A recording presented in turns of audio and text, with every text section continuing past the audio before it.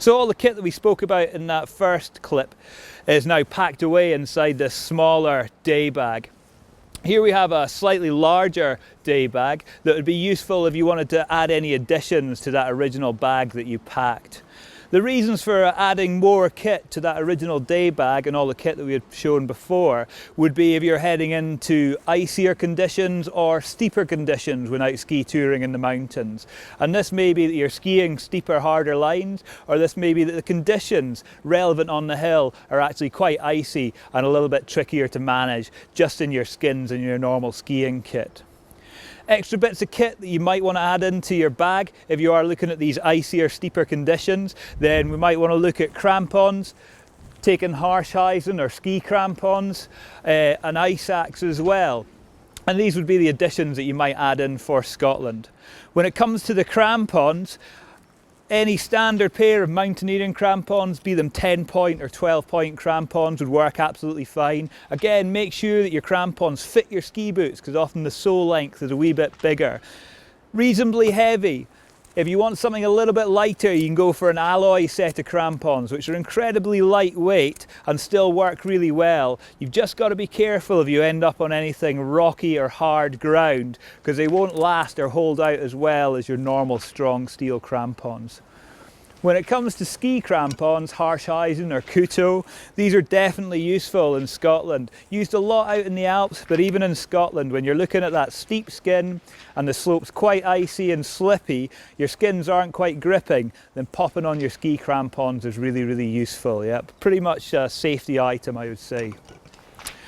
When it comes to carrying an ice axe, you want to make sure your ice axe can do the job that it's meant to do. Often ski touring will go for something really lightweight, so again the weight of your bag isn't too much. But you need to make sure that if you're using it to chop steps or to climb something, that it's actually heavy enough and strong enough to deal with the conditions that you're sort of working in or playing in. If you need it and the conditions are quite icy and you think you might need to cut some steps or chop away a bit of snow, then maybe carrying a slightly heavier weight ice axe would be worthwhile depending on the conditions that you're going out into. Those are the added extras that you might want to think about for heading out into the Scottish mountains. If we were taking it further afield and going out to the Alps or somewhere abroad, or looking at travelling through glaciated terrain, then everything that's originally packed in your rucksack would be included. A pair of crampons, definitely, yep. Harshheisen for those early morning starts when the slopes are still quite frozen and icy, and definitely an ice axe. Added into all of that stuff as well, you would need a ski harness or a harness of any type to wear when you're skiing. A rope of a suitable length, this one's about 30 metres, quite a thin diameter because you're not looking at holding big falls that's stopping people sliding too far into crevasses. And then also a crevasse rescue setup.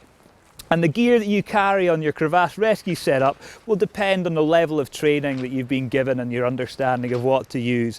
So this is my normal glacial travel kit. I hope this has helped remind you of what to carry when you're heading out into the mountains in differing conditions. If you are thinking about heading out for the first time in the season, then why not have a look at the next 2 clips in this series, and Alex and Andy will run you through some warm-ups, some ski touring drills, and also some downhill ski techniques just to get you back skiing on your skis. Well, I hope you've enjoyed this, and we're going to keep our fingers crossed for lots of snow this winter. I'll see you out there.